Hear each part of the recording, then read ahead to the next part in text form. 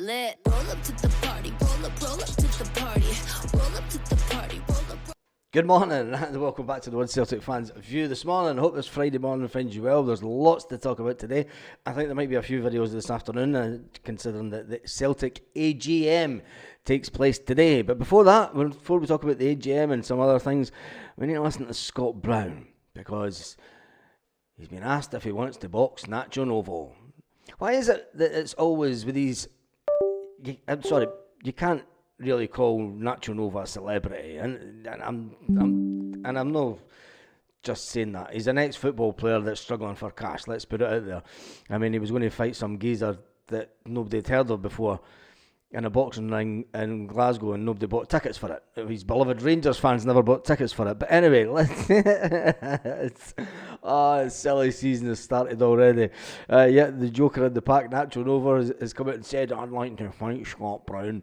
Is he still kicking about Glasgow, just like because the Italians didn't even like him? Anyway, listen to this nonsense. The same in the right sort of ballpark. David Ferry's asking, surely to goodness Scott Brown would batter Nacho Novo in a celebrity boxing match. Oh, have you heard that? I don't know if you've seen this today. Wee Nacho's He's called you out. called you out. He's called me out. He's the called wee you out. tiny guy. That's him, right? Hey, my friend, eh? The wee I tiny wouldn't guy. even need to turn up. I You know, can- make it UFC. I can read you his I quotes. don't if you mind want. a wee choke out. What is it? Maybe quotes, what does he say? He says here, Nacho Novo. any footballers you like to get in the ring with? Scott Brown, I have in my back pocket all the time anyway. No, Scott is a good player. I met him a couple of times for dinner. On the pitch, he's like me. He just wants to win. He's a winner and wants to play his best. He had a great career and he was a great player. I wonder how many Scott Brown outclassed Nacho Novo medals 10 times over, wasn't it? Oh, cheers, Nacho. It's nice at the end. Aye. Came me to start with. The and back thought, pocket batter him. oh, but he's actually a no bad guy. The back pocket bit was a bit, but aye. Can we see that anytime soon? I'd pay for that. I'm not sure I want to batter Nacho Novo, because there's not going to be. No fair fight. No, it's not great, that. There you go, Nacho, take that. He'd just flick Nacho away, wouldn't he? You'd pay to see that in paper, wouldn't you? Nacho. Sure Why does he want to fight people? Anyway, what's I he know, doing? that's what- Because he's no money, Scott. He's skint. That's why he wants to fight people, because he's no money, and it's the only way that he's got to try to make some cash. He has taken up boxing and all that. Is he? Aye. I think he's done it to sort of keep 2 or fit. 3 days or something. No. Was he not supposed to have a fight on YouTube? Aye, with an influencer or something. Aye. Was he had a drive and he wanted you to Anyway. be better. He actually made sure that you challenged yourself. Is he far and away the best coach you played under? Like, he's unbelievable. Aye. Yeah, so like, I still speak to him, I still speak to Lenny, I still speak to Gordon. And the They're three all of good them... managers. That sounded like I was being a bit. No, but the three of them have all detrimental got different Aye. like understands of how they want to play. Aye. As in managers, as in personalities as well. So it's great to like try and steal as much information as we possibly can. But Brendan was brilliant how he taken me there, and I didn't know him, but obviously knew who he was, but Aye. never spoke to him, and he was brilliant on the phone, went down to his house and couldn't be any nicer. And for me it was like he's taking time away from his holidays away to make sure he's organised, make sure I've got his back as well. And Aye. to be fair, and I'd never say a bad word about his training sessions, anything. They were unbelievable. Everything he'd done, he had a drive. Aye. And there was a purpose behind whatever he wanted and why he wanted you to do it. So you can see now, the lads are Aye. buzzing, they're delighted. And Aye. I know obviously everyone loved Ange, which quite rightly so. But then they all doubted Brendan Yep. as soon as he This came time back last in. year, aye. Yep. Aye. Yeah, they Man, did. There was no doubt, never in my mind, that Brendan was going to be unbelievable. He was always the right man for the job, wasn't he? It was a perfect. no-brainer. Yeah, it was so an easy fit, and it just came right back in. And he understands Celtic. He knows what the lads are like, and he had Cal and Jamesy and people like Aye. that before, so he knew the ones that he can go to and go, right, this is what I want. This is what I expect. Do you not feel like he's almost polished Ange's style a bit? I was going to say, Brendan wouldn't appreciate this, but there is an element of he has taken a little bit of Angie's sort of template. Yeah, he's got some of his players still. Yeah, and it's bit there. a mix. I think that any good manager sees systems that work, and all top managers do this. They see systems that work and they implement it and they adjust it, make it better. And I think, if anything, that's what Brendan's done. He was playing, I mean, even Big Joe Hart says at the beginning, when he retired, he says at the beginning, Brendan never changed a thing. He was like, he never changed a thing. It took him until the January to start implementing his own little tweaks to the team. And he was sitting wondering, when's Brendan going to change things? Do you know what I mean? So it just shows you how good Brendan is and how lucky we are to have him back. And like Bruni says, there's not many doubters now, is there? It's like a mix between the two a little bit. Yeah. Different style. Yeah, From the last similar, time. and yeah, there's a lot of similarities as well. But hey, the thing is, if something's working, continue doing it, Aye. and that's what he done. And then he made it better and Yep. make it better again. And you can see them in the Champions League. They look like Yes. they A deserve to proper be there. Champions League Yes. team, Don't get me wrong, I obviously know the big result that they Aye. had, but going away to Atlanta, getting a 0-0 and knowing there was a different way and means to play the game as well, Aye. and then coming back at home, getting the result and the performance levels that they did as well was exceptional. Do you miss that? Do you miss the Champions League nights and stuff? To be fair, I've been at them. You're all right. Getting a gig in the TV. He's been sitting in the stand, Bruni, which is always good to see that he's back at Celtic Park watching the big games. Point. We're going to my next question. This is Go your on. life. This one, I was actually quite intrigued to hear your answer. This one's got Jackie asks, would Scott trade one of his domestic trebles in exchange for a run to a European final, potentially winning a European trophy for Celtic? Potentially. Get into a final and then you might win it. You might. Mate, Yeah. nah. You wouldn't swap it. No, I Nah. wouldn't change anything that I've done. No. No, Exactly. I really enjoyed my time and playing, and what I won, I'm more than happy with. And what we've done in Europe, we just weren't good enough. So Yeah. Still had some amazing nights in your we had some great results Aye. and stuff that, but like we were never really good enough to go and win it, if Yeah. I'm honest. And for us, what we've done in the league, that was our bread and butter, and Yep. I would rather won the league than won European Cup.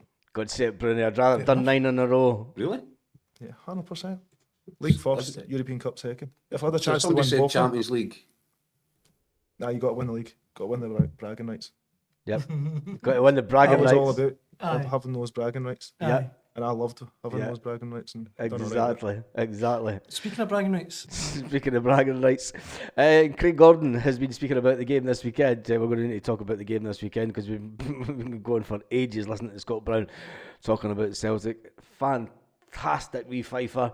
All the best comes out of Fife. All the best comes out of Fife. The kingdom of Fife, where we're all born and bred. Anyway, yes, Craig Gordon has been talking about the weekend's game, and after Celtic's fantastic start to the season and Aberdeen's, we've got to acknowledge good teams in Scottish football, and Aberdeen in one of them.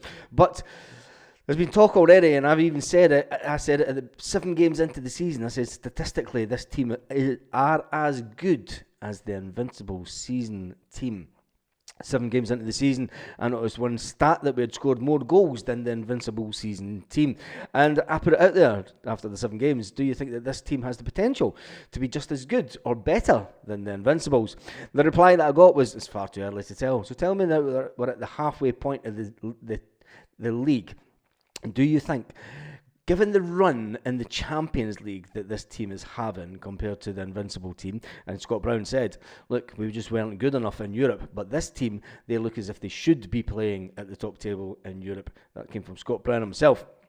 And do you think that this team has the potential to go on to be better than the Invincible team? Whilst the man that was in goals back then, Craig Gordon, it wasn't Craig Gordon, but he was at Celtic because we kept on changing from Craig Gordon to the big keeper from down south.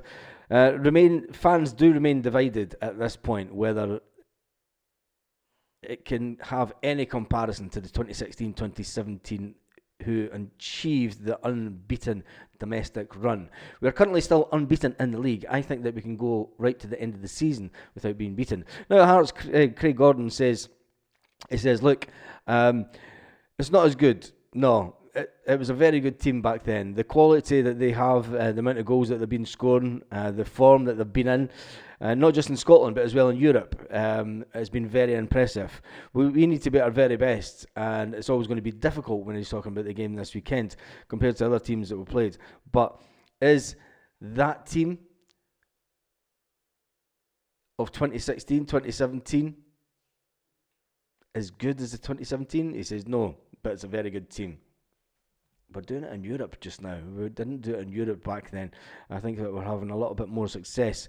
Brendan Rodgers, he'll take to the media today. He also take to the stage at the AGM this morning. And there's one person that Chris Sutton would like to hear from, and so would I actually, because it would be one of the best speeches and most listened to speeches. And there's a new load of birds demolishing the remnants of the olives.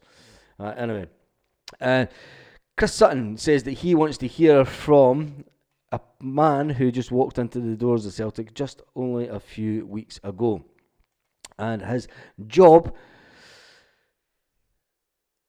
is to oversee, yes, younger players coming into the first team, and it's also to oversee the strategy for transfers. Paul Tisdale is someone that we hope would get some kind of say, and people will get asked him questions. People will ask him questions. Don't know if people ask him questions, but let's hope that some people do ask him questions. For Chris Sutton, he says, for me, it would be nice to hear from the new head of operations, though. Paul Tisdale is a self-proclaimed football doctor, and it'd be good to find out his club's prognosis. He said, I've said in pages before, I say that it's a positive appointment by Celtic. People in the game speak highly of Tisdale, and someone with his reputation for thinking outside the box. He's been in the door a few weeks now, so unfortunately, he wasn't part of the summer recruitment drive. Well, he kind of was, wasn't he? He was in and around Celtic last summer.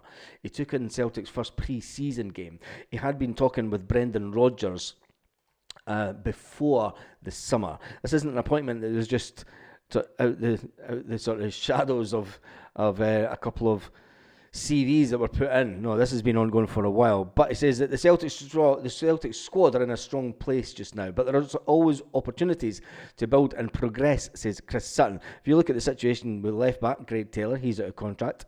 Alex Baye, he's on loan until the end of the season. Do Brendan Rodgers and Tisdale step up a recruitment and a new one in the next window? Are there deals to be done, or both? You also look at wide areas. James Forrest has been a superb servant for the club and is running down his contract. He's going to be 34-year-old in the summer. Then you've got Lewis Palmer, who's really struggled to get into the team and could well move on sometime in the near future. It'll be interesting to see if there's any interest in Nico Kuhn. Celtic will knock that back straight away, Chris. I think you know that. But I think if there's any interest, Celtic will just say no. Tisdale's role is overseeing overall youth development strategy with players coming through the academy brought into the main team. His remit will also help develop Champions League players. That's something that Celtic need to do on an ongoing basis. And when you look at the likes of Callum McGregor, James Forrest, Tony Ralston, Kieran Tierney before him, and we're back to Aidan McGeady and Sean Maloney. Celtic have always had fantastic players that have been able to come through and do it at the highest level. But you only need to look at Ben Doak, Rocco Vata, Daniel Kelly, who recently just jumped ship from the youth system. The likes of Maloney and McGeady got moments on merit. The younger players, are they getting enough merit to get some first team action? Well, that should all change hopefully in the next couple of weeks, with a young Celtic 18-year-old being allegedly brought into the first team for training. If they're good enough, play them. That's what I say. And I think everyone on this channel knows exactly how I feel about it. But anyway, there will be the AGM this morning. There'll be lots of stuff coming out about that. As soon as it hits the land of Twitterati and there's anything to talk about, we'll jump on a live and we'll talk about that later on today. And then we'll do one video also. We'll do a live just after 5 o'clock tonight, once the Celtic videos have came out, about the game on Saturday evening. Yes, we are away at Hearts on Saturday evening. We've not even mentioned that in this video yet. We can talk about that later today. So make sure that you've subscribed to the channel. We are on 19,785. We're getting so much closer to that 20,000. Can we do it with just under a month to go to the cup final? That was my target, to try and hit to the 20,000 for the cup final. It'll be absolutely amazing if we do. And I've got a funny feeling that it might happen on a Sunday night live, because that's when things like that generally happen. Anyway, on that note, have an absolutely fantastic day, Celtic fans, wherever. I need to change that. I've just noticed I've not changed that this whole video. Anyway, too late now, isn't it? Have a fantastic day, Celtic fans, wherever you are. All spit it out all around the world. Anyway.